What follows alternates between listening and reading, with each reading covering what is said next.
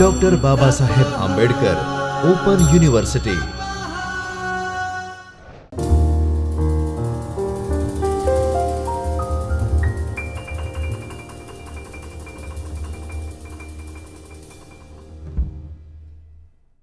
નમસ્તે વિદ્યાર્થી મિત્રો, ડૉક્ટર બાબા સાહેબ આંબેડકર ઓપન યુનિવર્સિટીના શિક્ષણશાસ્ત્ર વિભાગમાં ચાલતા બીએડ ઓડીએલ અભ્યાસક્રમના પ્રથમ વર્ષના પેપર ક્રમાંક ES 103, જેનું ટાઇટલ છે શિક્ષક પ્રશિક્ષણ, તેના બ્લોક 3ના પહેલા યુનિટની આપણે વાત કરતા હતા અને જેમાં ભારતીય બંધારણના સંદર્ભમાં આપણે વાત કરતા હતા. ભારતીય બંધારણના આમુખની ચર્ચા કર્યા પછી ભારતના બંધારણમાં રહેલા કેટલાક ચાવીરૂપ શબ્દોની સમજ પણ આપણે મેળવી રહ્યા હતા. એ વાત આપણે હવે આગળ કરીશું. ભારતીય બંધારણનું જે માં કોઈ પણ જ્યારે શાબ્દિક અર્થઘટન કરવાનું થાય ત્યારે આપણે એ પણ વાત કરી કે જ્યારે એ અર્થઘટન કરવાનું થાય ત્યારે તે ભાવ આમુખમાં દર્શાવ્યો છે તે આમુખના સંદર્ભમાં જે નિર્ણય લઈને એની ચર્ચા આપણે કરવાની છે, અથવા તો એ વખતે એનો નિર્ણય પણ આમુખના સંદર્ભમાં જ આપણે કરવાનો છે. આજે આપણે એ જ વાતને આપણે આગળ કરીએ કે ન્યાયના સિદ્ધાંત તરીકે આમુખનો જે ભાગ જે છે એ આર્થિક ન્યાય સ્થાપવાનો પણ આદેશ આપવામાં આવ્યો છે. ઇક્વલ ડિસ્ટ્રીબ્યુશન થ્રુ નોન વાયલન્સની આપણે વાત કરી. વ્યક્તિના અધિકારો, આર્થિક સમાનતાની પણ આપણે વાત કરવામાં આવી.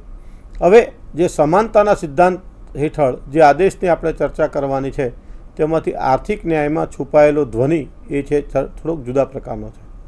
વ્યક્તિ શ્રમ કરે અને તેનું જો તેને સંતોષકારક વળતર મળે તો તે આર્થિક ન્યાય છે, પણ જો તેને સંતોષકારક વળતર ન મળે શ્રમના પ્રમાણમાં તો તે આર્થિક ન્યાય નથી. એટલા માટે આપણે ત્યાં જ્યારે ઉચ્ચ ન્યાયાલયનો, નામદાર ઉચ્ચ ન્યાયાલયનો જે ચુકાદાઓ પણ જે છે તે સમાન કામ સમાન વેતનની વાત, એ સિદ્ધાંત પણ આ દૃષ્ટિએ સ્વીકારાયેલો છે.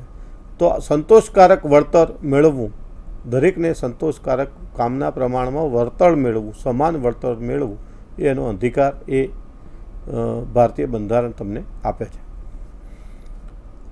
એ બજારના પરિબળો અને શ્રમિકની અપેક્ષાઓ વચ્ચેનું હોય છે. એટલે કે નોકરીદાતા અને નોકરી રાખનાર વ્યક્તિ અને નોકરી રહેનાર વ્યક્તિ, એની જે સમાનતા જે છે એ બંને વચ્ચેનો સુમેળ જે છે, બંને વચ્ચેની જે કંઈ બાબતે ત્યાં વ્યવસ્થાઓ જે છે, બજારની વ્યવસ્થાઓ છે, આર્થિક બાબતોની જે સુલભતા છે, તે બધી બાબતો સાથે આ બધી બાબતો જોડાયેલી છે. તો બજારની વ્યવસ્થા અને જે કામ કરે છે, જે શ્રમિક છે, એની અપેક્ષા, આ બંને વચ્ચે સમાન રીતે એ લિંક જોડાયેલી છે. બજારના પરિબળો જે છે એ કોઈ એક પ્રકારના શ્રમનો પુરવઠો જ્યારે વધારે હોય તો વળતર ઓછું નક્કી થાય છે. કોઈ એક પ્રકારનું કામ કરનાર વ્યક્તિઓ જ્યારે વધારે પ્રમાણમાં મળી રહે ત્યારે વળતર ઓછું નક્કી કરે છે. બીજી બાજુ શ્રમિકની પોતાના જીવન ધોરણને ટકાવી રાખવા જેટલું વળતર મળે તેની ન્યૂનતમ અપેક્ષા છે. એટલે કે ભારતમાં આ બંધારણની જોગવાઈઓના લીધે ન્યૂનતમ વેજીસ, મિનિમમ વેજીસ એ પણ એની અંદર સ્વીકારાયેલા છે. અને આ પરિસ્થિતિમાં સરકારી રાહત થતી આપણે વાત કરી મિનિમમ વેજની, જે કે લઘુત્તમ વેતન જે છે એ આર્થિક ન્યાય અપાવવા માટે શ્રમિકને અથવા તો કામ કરનારને ઓછામાં ઓછું આટલું વળતર તો આપણે આપવું જોઈએ તેવી એક વ્યવસ્થા વિચારાઈ છે. તે આર્થિક ન્યાયની સંદર્ભમાં એ છે. ત્યાર પછી છે રાજકીય ન્યાય. રાજકીય ન્યાય એટલે કે વ્યવસ્થાઓ તરફથી મળતો ન્યાય. દરેક પ્રજાજનને રાજકીય ન્યાય એવું સૂચવે છે કે અંગત અને સામૂહિક રીતે ચોક્કસ વિચારો કે વિચારધારાનો પ્રચાર મુક્ત રીતે કરી રાજકીય વ્યક્તિઓ સત્તા મેળવે અને લઘુમતી વિચારધારાવાળા પોતાના વિચારોના પ્રચાર મુક્ત રીતે કામ કરી શકે. સમજો કે કોઈ એક વ્યક્તિ જ્યારે ચૂંટાય છે ત્યારે તે બહુમતીથી ચૂંટાય છે. બહુમતી વિચાર ધરાવતા લોકો તેને વોટ આપીને ચૂંટે છે. અને પરિણામે તે ચૂંટાય છે, તે નેતા બને છે, તે જૂથનો નેતા બને છે, તે સત્તા પ્રાપ્ત કરે છે, તે નાગરિક પોતે રાજકીય રીતે એ પદને પામે છે. પણ જ્યારે એ કાર્ય કરે છે ત્યારે તેને મત ન આપનારા લોકો કે જે લઘુમતીમાં છે, લઘુમતીમાં એટલા કે એનાથી ઓછા લોકો હતા, એ જેટલા મતોથી જીત્યા એના વિરુદ્ધમાં મત જેને આપ્યા હતા તેમને પણ કોઈ અન્યાય ન થાય તે જવાબદારી ચૂંટાયેલા પ્રતિનિધિની છે. એટલે કે લઘુમતી વિચારધારાવાળા એટલે કે લઘુમતી એટલે કે અહીંયા કોઈ ધર્મના સંદર્ભમાં લઘુમતી, કોઈ ભાષાકીય લઘુમતી એવો વિષય નથી, પણ લઘુમતી વિચારધારા એટલે કે આપણી વિચારધારા જે છે લઘુમતીથી બહુમતી તરફ જવાની, અને બહુમતી નેતાને ચૂંટે છે તો ચૂંટાયા પછી પણ એને રાજકીય ન્યાય આપવાની વ્યવસ્થા જે છે તે રાજકીય નેતાની છે. તો બંધારણના આમુખમાં પ્રજાસત્તાક શબ્દનો પણ પ્રયોગ થયો છે. એથી આપણા દેશમાં રાજકીય ન્યાય લોકશાહી રાજ્ય વ્યવસ્થા સ્થાપીને એ રાજકીય ન્યાય આપવાનો એ પ્રયત્ન કરવામાં આવે છે. ભારતની મોટી વસ્તી અને વિશાળ વિસ્તારને કારણે પક્ષીય સંસદીય લોકશાહીની સ્થાપના થઈ છે. આપણો અનુભવ એવું દર્શાવે છે કે આ પ્રકારની લોકશાહીમાં ન્યાય મેળવવો ખૂબ જ મુશ્કેલ છે, કારણ કે નિષ્પક્ષ અને નિર્ભય તેમજ લોભ લાલચ વિનાનું મતદાન થાય ત્યાંથી શરૂ કરીને વડાપ્રધાનના પદ પર વ્યક્તિની પસંદગી બાબતમાં પણ હજી ઘણી મંજિલ કાપવાની બાકી છે. જે પ્રકારે આપણા ત્યાં ચૂંટણીની વ્યવસ્થા છે, અથવા તો જે પ્રકારે ચૂંટણી કમિશન જેટલી તટસ્થતાથી કામ કરાવવા માગે છે એટલી તટસ્થતા અને કાયદાની જોગવાઈઓની સાથે કદાચ સમાજની વ્યવસ્થાઓ ચાલી શકતી નથી. અને આપણે સૌને પણ એવા અનુભવો છે કે મતદાન જે છે એમાં કરાવવા માટે, નેતાની પસંદગી કરાવવા માટે જે કાવા દાવા રચાય છે, લોભ લાલચ ધાક ધમકી પ્રલોભનોથી પર ચૂંટણી થવી જોઈએ, પણ આ આપણી સમાજ વ્યવસ્થામાં, ભારતીય વ્યવસ્થામાં આપણે આનું દર્શન ક્યાંક ક્યાંક થાય છે, મહદઅંશે ઓછું થાય છે. પણ છતાં પણ પોતાનો નેતા ચૂંટવાથી લઈને ગ્રામ્ય સરપંચથી લઈને વડાપ્રધાન પદ સુધીની જે ચૂંટણીઓ છે તે નિષ્પક્ષ રીતે અને કોઈપણ ધાક ધમકી કે પૂર્વગ્રહ વગર થતી હોય તેવું દેખાતું નથી. તો હજુ આપણે આ ઘણા બધા સુધારા બાકી છે. ધર્મ, જ્ઞાતિ, આર્થિક અસમાનતા, અનેક મુદ્દાઓ રાજકીય વિચારસરણી પર પ્રભાવ આપે છે. આથી રાજકીય ન્યાયની સંકલ્પના દર્શાવવામાં આવી છે. તે માટે બિન સાંપ્રદાયિક સત્તાની સાચી ભાવનાને ઉજાગર કરતું રાજકારણ સ્થપાય તે જરૂરી છે, અને આ સ્થાપવાની દિશામાં અગત્યનું પગલું પણ બને છે. અંગ્રેજીમાં કહેવાયું છે according to his capacity. According to his કેપેસિટીનો અર્થ એવો થાય કે દરેક પાસે તેની ક્ષમતા પ્રમાણે મેળવો. એકોર્ડિંગ ટુ હિઝ કેપેસિટીનો અર્થ એ થાય કે એની જેટલી ક્ષમતાઓ છે તેટલું જ એને આપવું જોઈએ. પણ નિરક્ષિત રાજનેતાઓ પણ ચૂંટાય છે. એવી જ રીતે જે પ્રકારની એમની દૃષ્ટિબિંદુ ન હોય તેવા રાજનેતાઓ પણ આપણે વ્યવસ્થાઓમાં ચૂંટાય છે. આપણને દેખાય છે ક્યાંક એનું પ્રમાણ ઓછું છે, પણ છતાં પણ એ જે કંઈ છે તે લોકશાહી માટે નબળું પુરવાર થાય છે. દરેકને એની જરૂરિયાત પ્રમાણે આપવાનું અને દરેકને એની જરૂરિયાત પ્રમાણે આપવાની કાળજી જે છે એ લઘુત્તમ વેતન છે. જેઓ બેકાર છે એમને બેકારી ભથ્થું આપીને એને આર્થિક ન્યાય આપી શકાય. ભારતમાં ગ્રામ્ય વિસ્તારમાં મહાત્મા ગાંધી રોજગાર અને એનું એક ઉદાહરણ છે. આપણે ત્યાં મનરેગા નામની એક યોજના ચાલે છે. આપણે ત્યાં અંત્યોદય નામની એક યોજના ચાલે છે. તો આમ ઘણી બધી સરકારની યોજનાઓ છે કે લઘુત્તમ વેતન આપીને મનુષ્યો પાસેથી શ્રમ લઈને એને જીવન ધોરણ ટકાવી શકે તે પ્રકારની વ્યવસ્થાઓ સરકાર એને વિચારે છે. અને વિવિધ યોજનાઓ, ખૂબ જ સરસ વિવિધ યોજનાઓ આપણી સામે છે, અને જેમાં એ પ્રજા પોતાનું સારી રીતે જીવન ગુજારો કરી શકે તેટલું લઘુત્તમ વેતન એને પ્રાપ્ત થાય એની ચિંતા, એની વ્યવસ્થા એ જે તે રાજ્ય સરકાર કરતી હોય છે. દરેક પાસેથી એની ક્ષમતા અનુસાર કેટલું લેવું એ પણ ચર્ચાસ્પદ બન્યું છે. વ્યક્તિની કામ કરવાની શક્તિ, વ્યક્તિની આવક અને વ્યક્તિ પાસે જમા થયેલી સંપત્તિ, આ બધું જ એની ક્ષમતા છે કે માત્ર એની બૌદ્ધિક શારીરિક શક્તિને ક્ષમતા ગણાવીને મુદ્દાથી વિવાદ શરૂ થાય છે અને એ મુદ્દા પર સંમતિ સધાય છે કે વ્યક્તિનું શોષણ થાય ત્યાં સુધી એની પાસેથી કામ મેળવવું જોઈએ નહીં. આર્થિક ન્યાયનો સિદ્ધાંત એવું કહે છે, લઘુત્તમ વેતનનો સિદ્ધાંત એવું કહે છે કે જો વ્યક્તિનું શોષણ થાય એટલી હદે એની પાસેથી શારીરિક કે માનસિક કામ લેવું નહીં. તો કેટલું કામ લઈને કેટલું વેતન આપવું, આપણે ત્યાં કામના કલાકો નિશ્ચિત કરવામાં આવ્યા છે, પણ આઉટપુટ જે છે તે વ્યક્તિની, શ્રમિકની કે કાર્ય કરનારની ક્ષમતાઓ અનુસાર હોય છે. તો વ્યક્તિએ પણ પોતાની ફરજ સમજીને પોતાનું જે લઘુત્તમ વેતન મળે છે તેના સંદર્ભમાં પોતાની શક્તિ પ્રમાણે એને આઉટપુટ એણે સમર્પિત કરવું જોઈએ. તો આમ આર્થિક ન્યાયના સિદ્ધાંત જે છે મિત્રો, તે આપણને ખૂબ જ જીવન ધોરણ ટકાવી શકાય તેવી જોગવાઈઓ પૂરી પાડે છે. ત્યાર પછીનો શબ્દ છે સ્વતંત્રતા. આપણું બંધારણ જ સ્વતંત્રતાની પેદાશ છે. આથી બંધારણમાં સ્વતંત્રતાનો અવાજ મોટો સ્વાભાવિક છે. એ મોટો હોવાની જરૂર પણ છે, કારણ કે અનુભવે એવું સમજાયું છે કે આ જ આમુખમાં લખાયેલા અન્ય સિદ્ધાંતોની જનની પણ સ્વતંત્રતા જ છે, જે એમ સૂચવે છે કે અમારા તંત્રો અને અમે ચલાવીશું અને અમારા એ જ તંત્રો દોરેલી લક્ષ્મણ રેખાને ઓળંગીશું નહીં.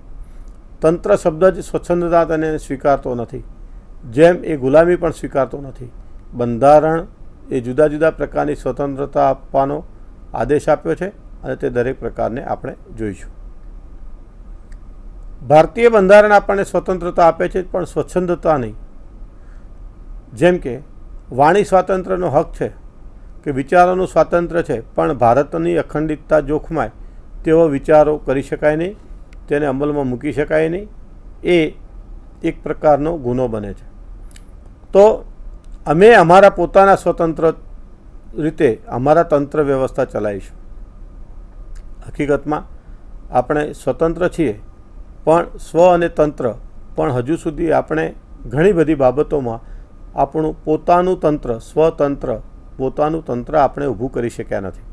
પોતાની વ્યવસ્થાઓ હજુ આપણે ઊભી કરી શક્યા નથી અને આપણે બીજા લોકો પર નિર્ભર છીએ. અત્યારે આપણને માનનીય વડાપ્રધાનશ્રીએ જે આત્મનિર્ભરતાનો ખ્યાલ આપ્યો છે, તે મને લાગે છે કે આ સંદર્ભમાં જોઈએ તો સ્વતંત્ર, પોતાનું તંત્ર, પોતાની વ્યવસ્થાઓ દરેક ક્ષેત્રમાં, ગ્રામીણથી લઈને શહેરથી લઈને કુટુંબ વ્યવસ્થાથી લઈને વ્યક્તિગત વ્યવસ્થાથી લઈને સામુદાયિક વ્યવસ્થા સુધીનું પોતાનું તંત્ર ઊભું કરવાનું અને આત્મનિર્ભર બનવાની વાત માનનીય વડાપ્રધાનશ્રીએ કરી છે. તો જેટલા વર્ષોની આપણે ગુલામી રહી અને એના પછી આઝાદ ભારત પછી આ 7 દશકાઓ પૂરા થયા પછી પણ આપણે જ્યારે સ્વતંત્રતાની વચ્ચે જીવ્યા છીએ અને છતાં પણ આપણે કેટલીક બાબતોમાં પોતાનું તંત્ર ઊભું નથી કરી શક્યા, ત્યાં પોતાનું તંત્ર આપણે ઊભું કરવું જોઈએ. અને પણ એ સ્વતંત્રતા જે છે એ પોતાનું તંત્ર એ સ્વચ્છંદતાનું પરિણામ ન હોવું જોઈએ, ઘાતક ન હોવું જોઈએ, સર્વ સ્વીકૃત હોવું જોઈએ, લોકશાહીને પોષક હોય તેવું જોઈએ અને ભારતીય બંધારણને સપોર્ટ કરનારું હોવું જોઈએ. તો કેટલીક સ્વતંત્રતાઓ છે, એમાં સૌથી પહેલી સ્વતંત્રતા છે મિત્રો વિચારનું સ્વતંત્ર. વૈચારિક સ્વાતંત્ર્ય જે છે એ દરેક વ્યક્તિને છે. વિચાર એ મનની આંતરિક બાબત છે. દેખીતી રીતે એવું કહી શકાય કે જ્યારે એના ઉપર કોઈ જોઈ થઈ શકતા નથી તો તેની સ્વતંત્રતાને અલગ રીતે વિચારવાની જરૂર નથી. આ અંગે વાસ્તવિકતાને તપાસીએ તો વિચારો પણ બાહ્ય જગતમાંથી જ માણસોને મળતા હોય છે. બાહ્ય જગત સાથેનો સંપર્ક તૂટવાથી વિચારો જે છે તમારા કુંઠિત થઈ જાય છે, સીમિત થઈ જાય છે. વાંચન, પર્યટન, સંગઠન અને હવે તો internet, WhatsApp, Twitter, Facebook, Instagram વગેરે જેવા સાધનો અને માધ્યમો એટલી માહિતી પૂરી પાડે છે કે માણસોને ભૂતકાળ કરતાં આજે ઘણા વધારે વિચારો એ વ્યક્તિના જીવનમાં, પોતાના મનમાં પ્રવેશે છે. આ સંદર્ભમાં 2015માં ઇન્ટરનેટની તટસ્થતા તપાસવા માટે એક જે ઝુંબેશ ઉપાડવામાં આવી તે એનું એક ઉદાહરણ છે. વૈચારિક જે સ્વતંત્રતા છે, વિચારો જે છે મન ઉપર અસર કરે છે અને વિચાર આવ્યા પછી મનમાં ઉદ્ભવેલા વિચારોને કાર્યમાં પરિણમવા માટે, એક્શનમાં લાવવા માટે શરીર અને તેના તંત્ર કામ કરે છે.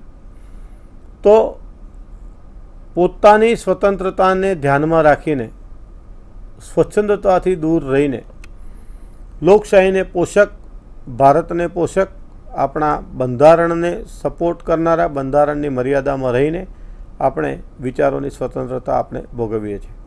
અને આ વિચારો જે આપણને પ્રાપ્ત થાય છે તે વિચારોની આપણે તટસ્થતા પણ આપણે એની તપાસી લેવી જોઈએ. ત્યાર પછી જે અભિવ્યક્તિની સ્વતંત્રતા, મન પ્રદેશમાં જે વિચારો પેદા થાય છે તેને અભિવ્યક્ત કરવાની પણ સ્વતંત્રતા હોવી જોઈએ, વ્યક્ત કરવાની પણ સ્વતંત્રતા હોવી જોઈએ. કારણ કે જે વિચાર ઉત્પન્ન થાય છે જો એને તમે વ્યક્ત ન કરી શકો તો એ વિચાર કુંઠિત બની જાય છે, અથવા તો એ વિચાર જે છે એ અન્ય બહોળા વિસ્તારમાં એ ફેલાઈ શકતો નથી. એટલા માટે અભિવ્યક્તિની સ્વતંત્રતા પણ હોવી જોઈએ એવું આપણું બંધારણ જણાવે છે. અભિવ્યક્તિ માટે અનેક માધ્યમો છે. બે મિત્રો વચ્ચેની વાતચીતથી માંડીને અનેક માધ્યમો દ્વારા અભિવ્યક્ત થાય છે. એ હાવભાવ દ્વારા પણ વ્યક્ત થાય છે, એ વિચારવાણી દ્વારા પણ વ્યક્ત થાય છે, કર્મ દ્વારા પણ વ્યક્ત થાય છે, ક્રિયા દ્વારા પણ વ્યક્ત થાય છે. તો તમારા મનના આવેલા વિચારોને અભિવ્યક્ત કરવા માટેના ઘણા બધા રસ્તાઓ છે. બે મિત્રો વચ્ચેની વાતચીતથી માંડીને લાખો કરોડો લોકોના અનેક માધ્યમો હાલ કાર્યરત છે. અખબારો ઉપરાંત સોશિયલ મીડિયા સુધી અભિવ્યક્તિ એ તમારી ઉજાગર થઈ છે. રાષ્ટ્રને અને કેટલાક સંજોગોમાં વિશ્વને નુકસાનકારક નહીં હોય એટલું તપાસવું જોઈએ, ખાસ કરીને સત્તાધીશો.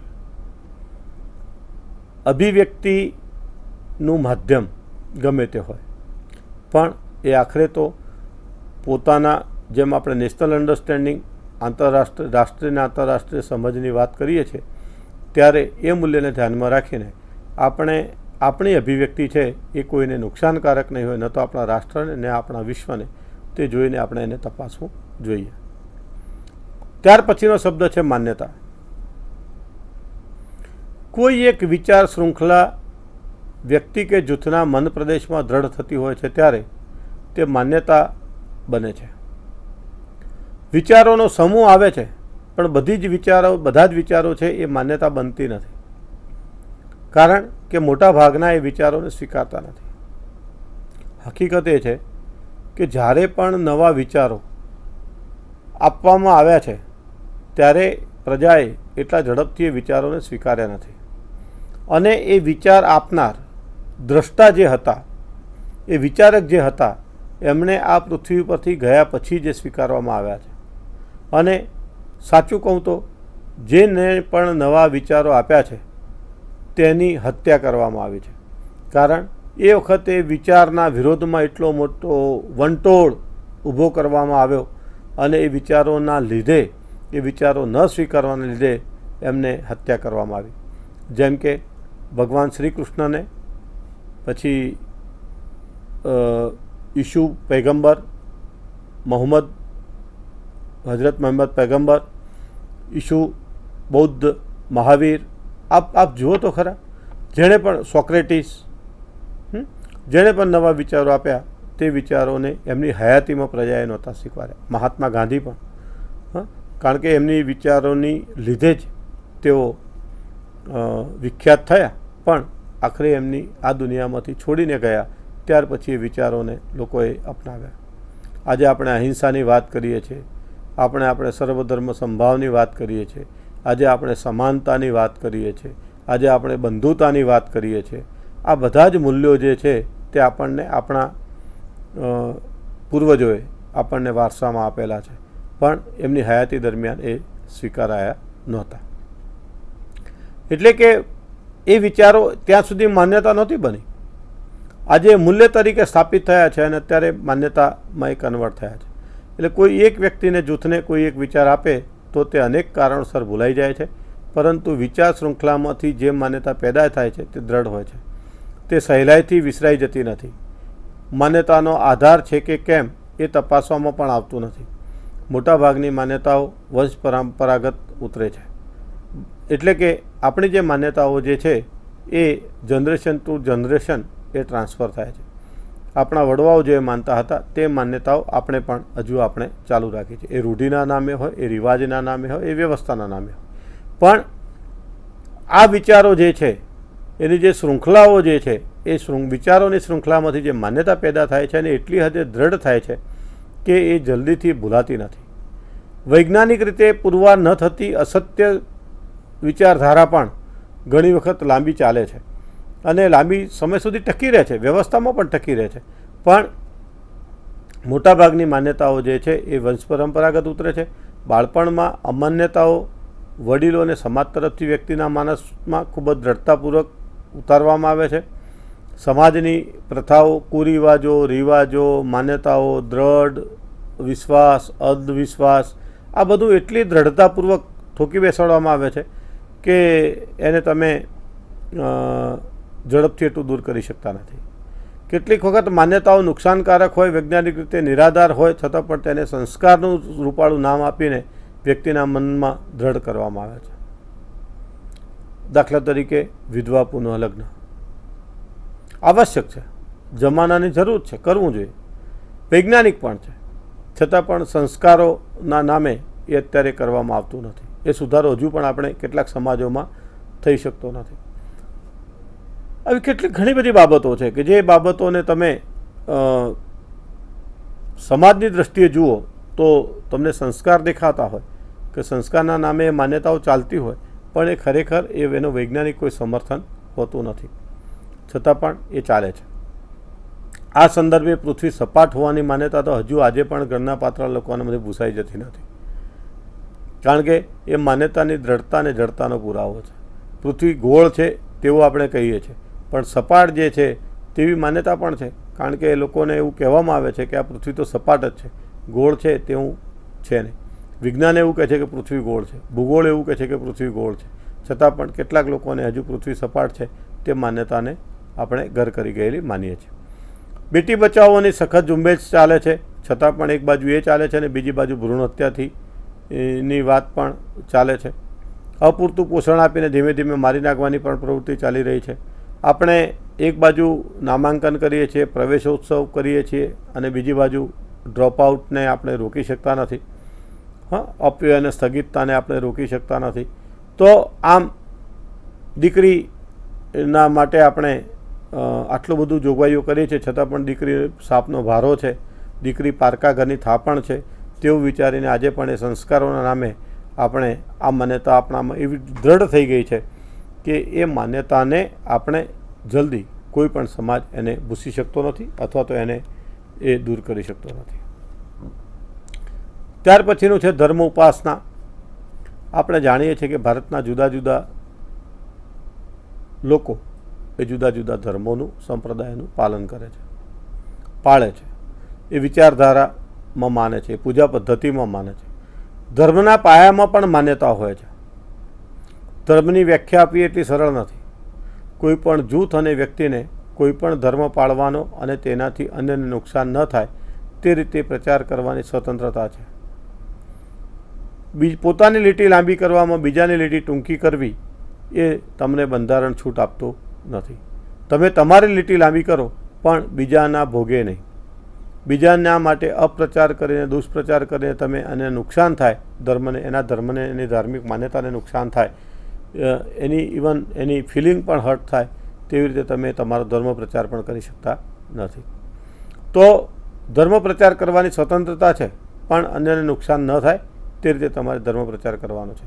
ધર્મની જે માન્યતાઓ અને વિવિધ વિધાનો અન્યને નુકસાનકારક હોય તો તે પર પ્રતિબંધ પણ મૂકી શકાય છે. ધર્મના પાયામાં માન્યતા હોય છે. મોટાભાગની માન્યતાઓ પ્રતીતિકારક આધારો હોતા નથી. આથી વિશ્વમાં કોઈ પણ ધર્મ કે અપાર્થિવ તત્વના અસ્તિત્વને નહીં માનનારો વ્યક્તિ, જે બિલીવર્સ છે, એનો પણ બહુ મોટો વર્ગ છે. એ કોઈ અસ્તિત્વને સ્વીકારતો જ નથી.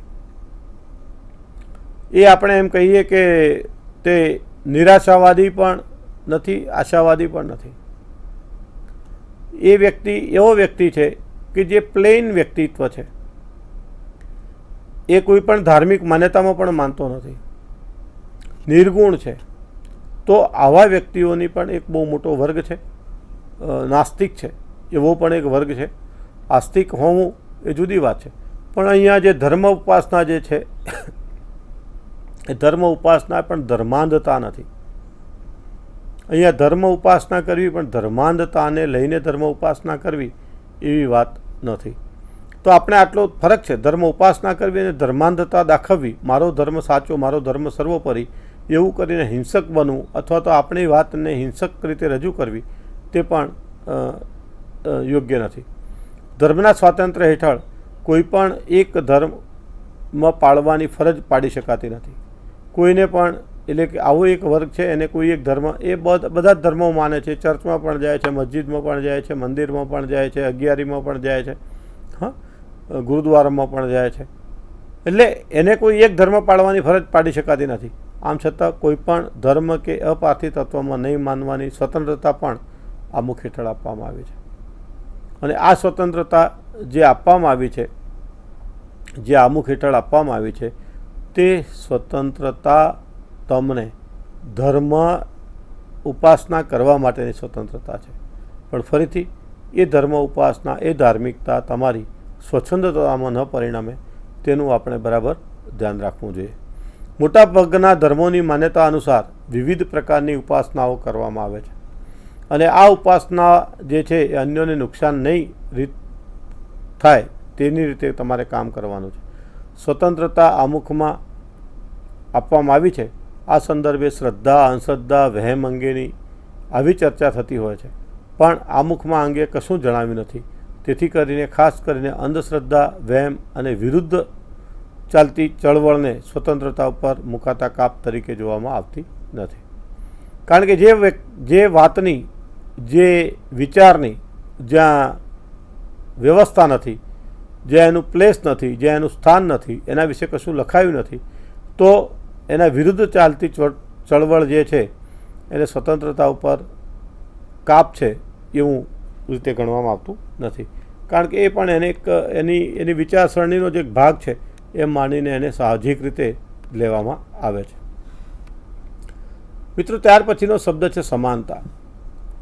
આ પૂર્વે ન્યાય અંગેની જે ચર્ચા કરવામાં આવી અને બંધારણમાં સમાનતાને અલગ રીતે દર્શાવવામાં આવ્યું છે. ન્યાય અને સમાનતા બે અલગ છે. એ સૂચવે છે કે પાપ અને સમાનતાની સંકલ્પનાઓ અલગ છે. ન્યાય અને સમાનતાની સંકલ્પના એટલા માટે અલગ છે કારણ કે તમે જે ન્યાય કરો છો, જે તમે ન્યાય આપો છો, જે ન્યાય તોડો છો, તે સમાન રીતે જ આપે છે, પણ એ કાયદાની પરિભાષામાં રહીને, કાયદાની મર્યાદામાં રહીને તમને ન્યાય મળે છે, ન્યાય તોલવામાં આવે છે. પણ ન્યાય હેઠળ સામાજિક, આર્થિક અને રાજકીય ન્યાયની અપેક્ષા કરવામાં આવી છે અને સમાનતાની ખ્યાલની ખૂબ નજીક છે.